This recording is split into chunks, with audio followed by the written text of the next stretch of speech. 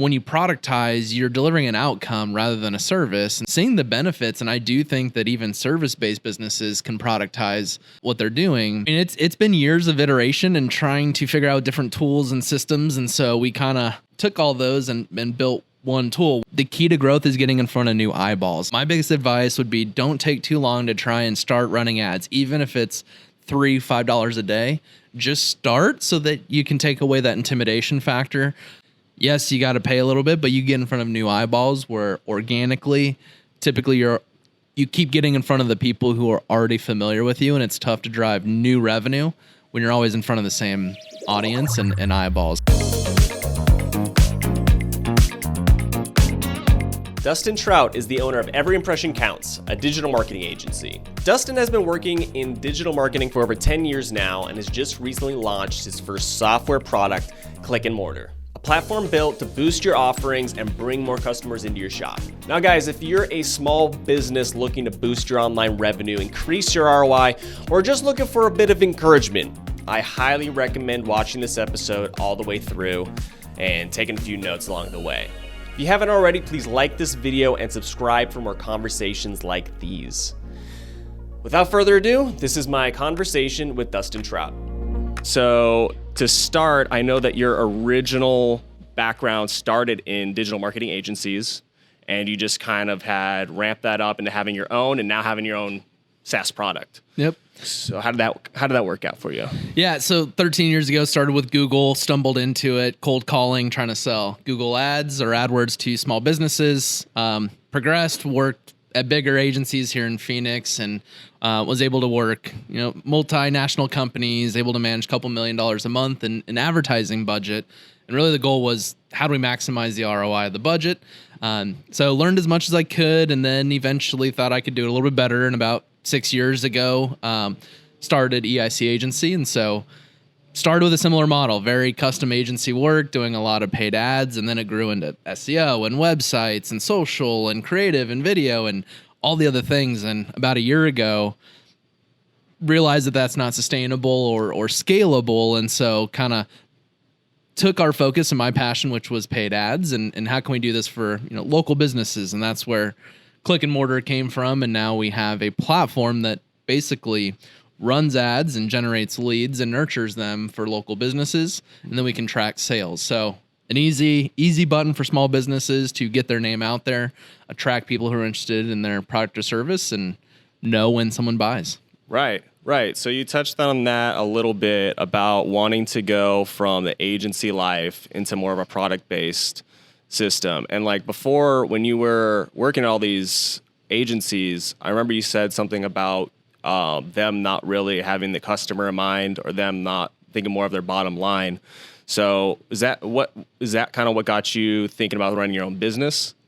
Yeah. It was a lot of, as we were recommending things, like there's nothing that was bad recommendations. It's just, out the gate, it was a lot. Let's do SEO and let's do website and let's all the things that take a lot of hours that ultimately the agency makes a lot of money on. Mm-hmm. That the clients do benefit, or people do benefit from better websites and SEO, but it takes time to where, maybe you run ads, and that's why I love the paid media, is you can run ads and see a return immediately, but agencies don't make as much of a margin on it. So it's, we'll recommend that, 6 months down the road after we've already made our money and we're profitable.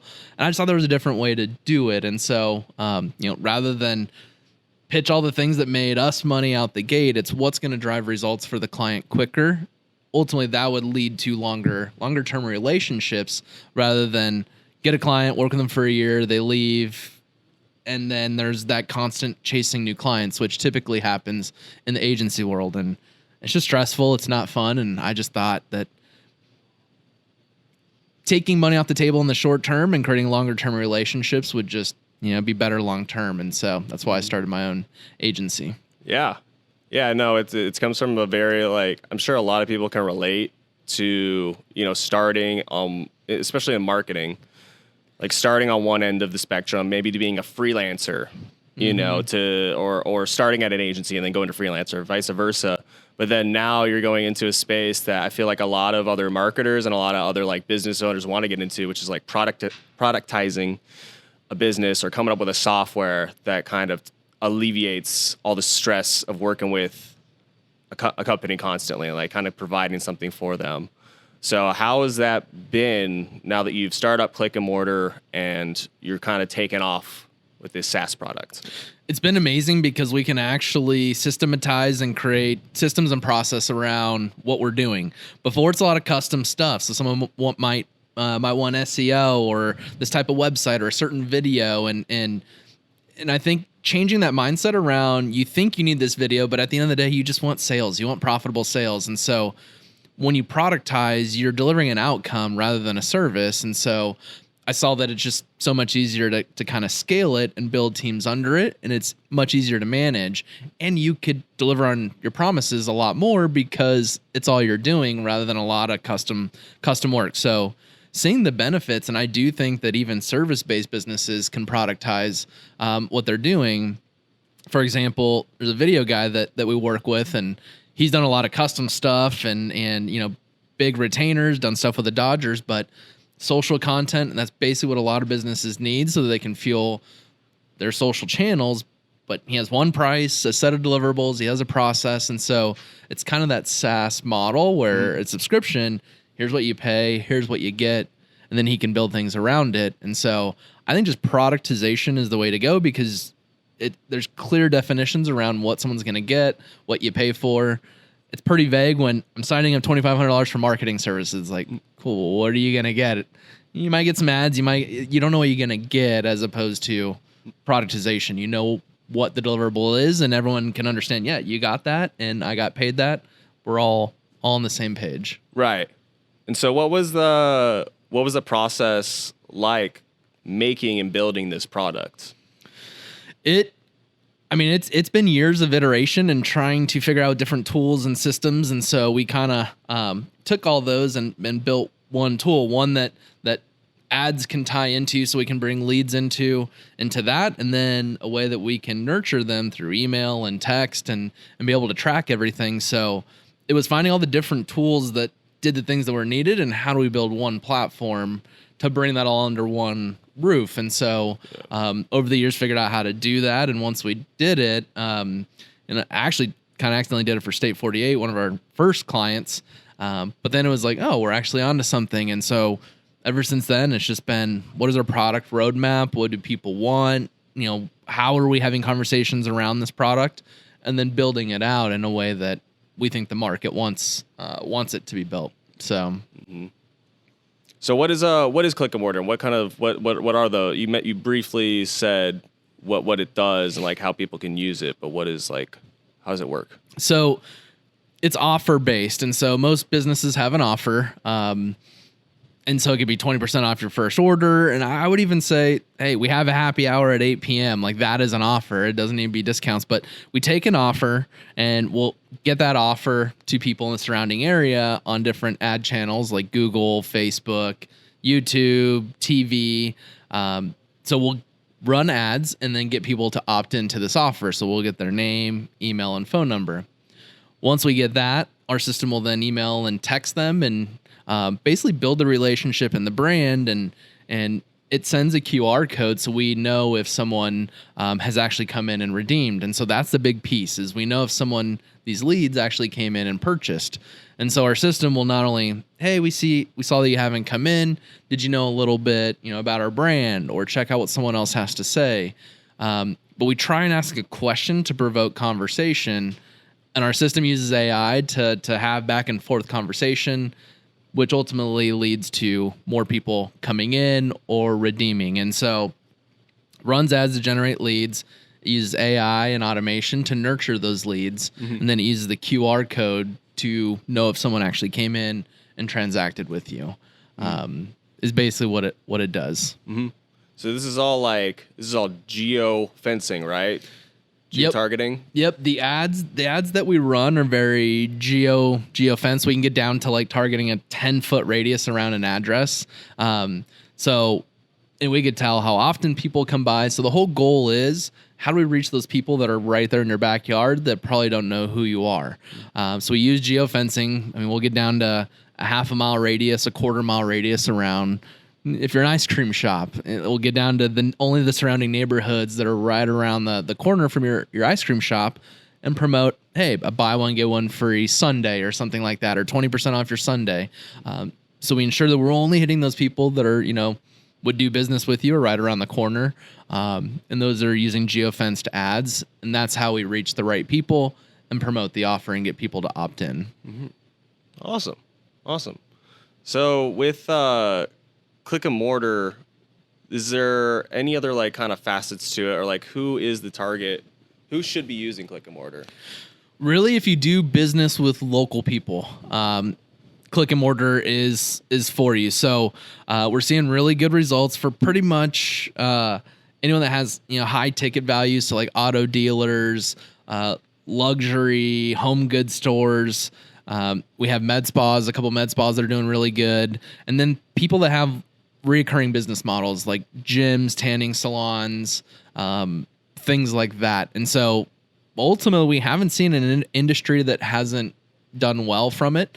But really, it's anyone that if you do business with people in your local area or within a 15-mile radius of you, Click and Mortar is for you. Right. Yeah, that makes sense.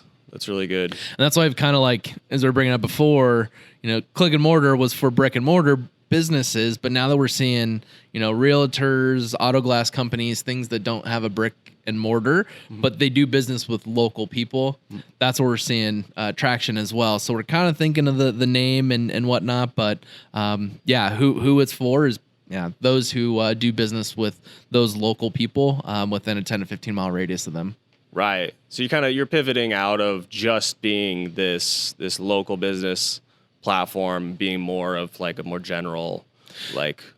Yeah, going away from just brick and mortar to where, hey, you need to have an address for this to work for you, to where you don't need an address now. You can be a service-based business, and this will work really well for you as well. Mm-hmm. Cool. So we covered just about everything about Click and Mortar, and now I want to run through some questions that I've seen on the internet.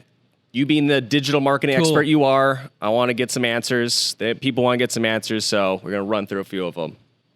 So on Reddit, I saw a question about how to build an Instagram following as a new business. What kind of recommendations do you have for people just starting out?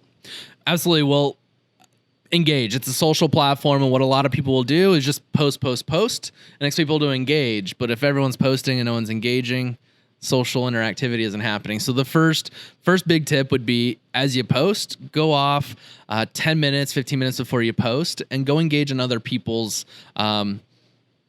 posts. Go look at hashtags, go look at people in your local area and comment, go like, and actually go engage. That's a big piece. The other one, if you have a little bit of budget, as you regularly post, just go ahead and boost each post at $3-5, whatever it is, and have an objective of awareness. And so this will just get more eyeballs on the brand, get you familiar with looking at data, but it'll build your following as well because you're getting more eyes on it. And so that'd be my recommendation. Go engage and spend a few bucks on ads and get your hands dirty there. Yeah, so that's like the intro to Instagram marketing, is just putting the organic content out there, maybe throwing a few bucks at boosting posts, but then from there, if you want to get a little more advanced, that's when you start going into like Meta Business Suite, start doing all the advertising, right? Yep. Yeah. If you start getting a little bit more budget, what we like to do is, especially people that have a really good organic presence in terms of they're just posting a couple times a week or even once a week, we'll go into the Meta ads and we'll do what's called prospecting. And so how do we reach people for the first time? We'll ensure they've never engaged with the website, they never engaged on socials, have liked anything. So getting in front of new eyes, and rather than serve them sales type of ads of buy from me, let's leverage the social content that you guys are posting and use that as the ad. So we'll go in and literally set up an engagement campaign, and we'll set the ad set to go for comments or engagement on the ad. And then we'll just use what's being posted organically as the ad, and that's what we'll use to get in front of people for the first time. Then we'll retarget those who engage, and that's when we'll start serving the sales type of material. That way they've seen the brand, they've actually engaged with it before we ask to go out on a date. We've kind of shook hands a little bit. They get to know us. But yeah, if you have a little more budget, getting a little more sophistication, that's kind of the next level. Right. And so this is like leveling up too for a new business. Is like you can start off organic, get your stuff out there, get in front of some eyes. Then maybe you start playing with ads. But a lot of people get stopped there when they start thinking about ad spend, and that's when they start looking out for like outside entities to come and be the gurus. Yep. Who can fix everything, who can set everything up for them. That's when they start thinking about, should I be doing freelancers? Should I be getting to an agency? What do you kind of recommend when they're trying to get to that next level in their marketing on digital marketing? Well, the selfish side would say Click and Mortar, because that's exactly what it's designed for, is user ad spend, what outcomes are we generating, and it'll reallocate budget towards what's doing that. But ultimately, it's you're gonna time is worth a lot, and you could try to figure it out yourself, and it's gonna take 2 years to figure it out, or you can hire someone. A freelancer is probably the best way to go. Agencies, I mean, they're gonna charge $250 an hour, and you're not gonna get the time you need to be successful. So I would say, if you're not gonna go with Click and Mortar, to go out and maybe look on Fiverr, Upwork, or in your local area, depending on your budget, for someone that can just help manage ads and at least have a conversation with you and help get you from a 2-year learning curve down to a couple months, to where you can be running it. But you might think you're saving a couple bucks by doing it yourself, but it's just going to take much longer, and the opportunity cost is greater than bringing in a cheaper freelancer. But I wouldn't go agency route. I haven't seen an agency model work with a small and local business, and so typically you're going to be paying the dollars, but you're not going to be getting the value, and so I think a freelancer is the way to go. Right. So agencies are for bigger dogs. Yeah. I'd say once you start spending, a couple grand a month, that's when an agency starts making sense, and the agency fees plus an agency, they're not going to have the time to educate, or the education is going to be expensive. So you're not going to know the right questions to ask, what to even look for. So a freelancer can help get you educated on the terminology to use and ultimately how to have the right conversation, so that you're maximizing the relationship with an agency. Right. That totally makes sense. And another question I got off of Reddit, which is still in the same vein here, is people who are trying to run their own ads. What is the best way to run their ads? What kind of advice could you give the newbies out there? Really deploy empathy. It's put yourself in the consumer shoes. A lot of people will say, I don't want to run TikTok ads because I don't like TikTok, or I don't think people are searching for that. They let their emotions decide the marketing strategies that they should do, and that's completely wrong. More times than not, I've seen the data suggest contradictory to what most people's like hunches or guts are. So figure out who your audience is, what problem do they have, where are they spending time, and start running ads there. The omni-channel approach certainly works. So more than just one channel. Try and get into 2 or 3 different channels if you can, and then really think out, what journey do I want to take people on? What am I saying first? How am I introducing the brand? Once they know who the brand is, how do I introduce, what is it that I'm selling? What product or service is it that I'm selling, or what problem do I solve? From there, how am I different than my competition? What are good people saying, and testimonials? So kind of building out that user journey, or that marketing funnel, if you will. Kind of thinking through that is crucial. That right there is the difference between an ROI on your marketing efforts, or wasting and not seeing an ROI on your efforts. Right. And having a good ROI is the whole reason you're doing your marketing. And it's very hard to hit that goal just being like a first-time user, just like having that little bit of experience. And one of the other questions I saw on Reddit while I was poking around on there is, how bad is a 1% conversion rate? You see people visiting your site. This is mostly on Shopify. People are visiting your Shopify site, but only 1% of them are actually buying. What does that mean? How can people kind of navigate that? Bad and good is all relative. It's like, someone's making $100,000. Is that a lot or not a lot? To some people, it's a lot. To some people, it's not a lot. But overall, 1% conversion rate is actually pretty good. Vast majority of websites don't get over a 1%. So that should be like the goal. How do I get to 1%? And it's usually, to get there, is how you're communicating or articulating the product. It's what are the value points? What are the unique selling points? What are the testimonials? What are all those different things that are selling this? And that's what gets you from 0.2% to 1%. But I think for someone that's within the first year or two of launching a product, a 1% conversion rate is good. It means you're understanding your target audience, you understand the selling points of your product, and you're doing well. Going from 1 and above is a lot of different marketing things and data analytics and all of that. So I tip my cap to people that have achieved a 1% conversion rate. It's not easy to do. There you go. 1% is good enough. Dustin says it's good enough. I'd say good enough. It's not sustainable forever, and so I'd say it's definitely a milestone, but not the finish line for sure.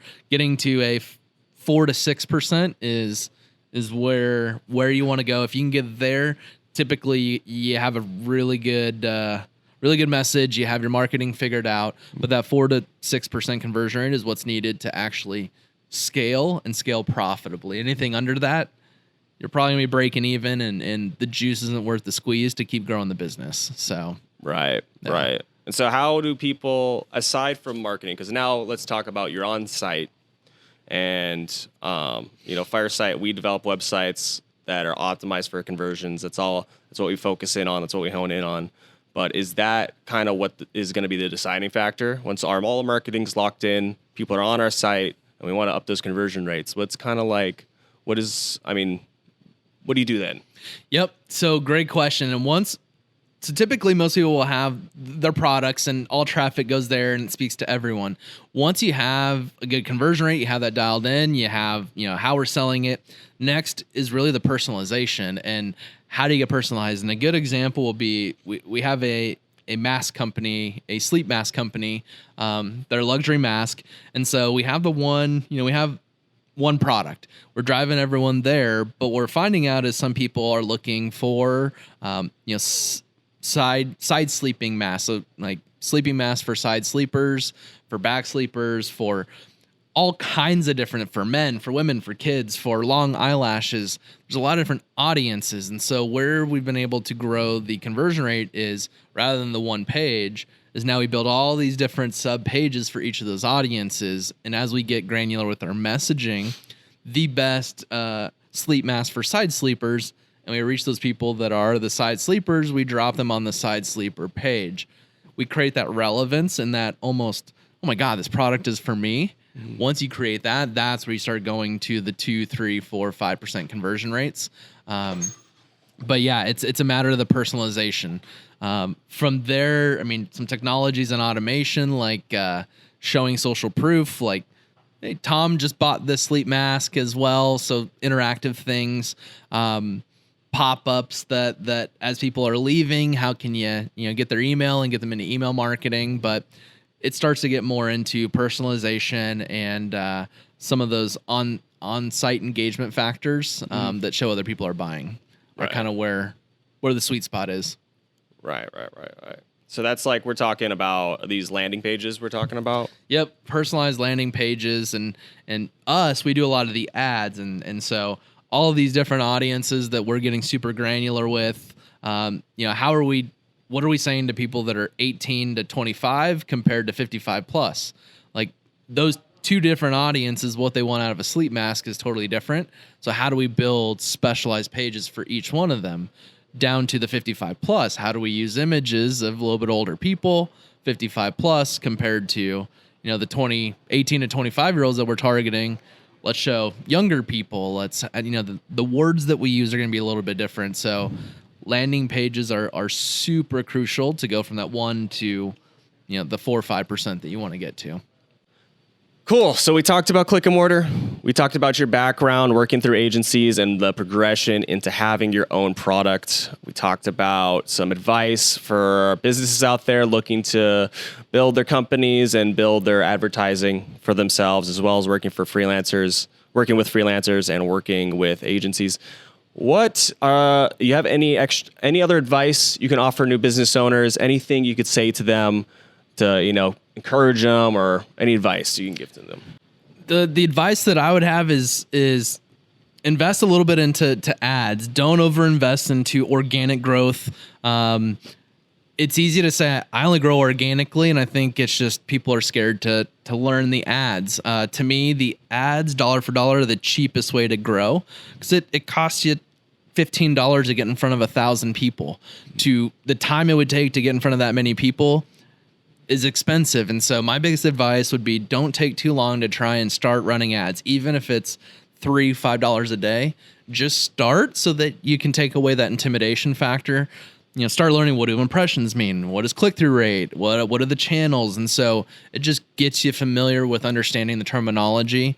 And coincidentally, you'll start growing faster than trying to post 3, 4, 5 times a week, and reaching, only your mom, dad, brother, and sister who are following your page. Mm-hmm. The key to growth is getting in front of new eyeballs. And that's why I'm a big proponent of ads is, yes, you got to pay a little bit, but you get in front of new eyeballs where organically, typically you keep getting in front of the people who are already familiar with you, and it's tough to drive new revenue when you're always in front of the same audience and eyeballs. So invest into ads, get your hands dirty there, start learning the metrics, and watch the fruits happen. Probably 45 to 60 days later is when you'll start seeing some of that inbound traffic happen and results. Mm-hmm. So it's just about getting started. Yep, getting started, and how do you get new eyes on your brand? If you can constantly focus on that, how are you getting new eyes in front of your brand? And even quantifying what's the cost to get in front of eyeballs? I think you'll be thinking in the right way, and new sales will start to happen the more you get in front of new eyes. It's all about getting started. I want to thank you for coming on today, Dustin. It's been a pleasure. Everyone, check out Click and Mortar, and we'll see you on the next episode.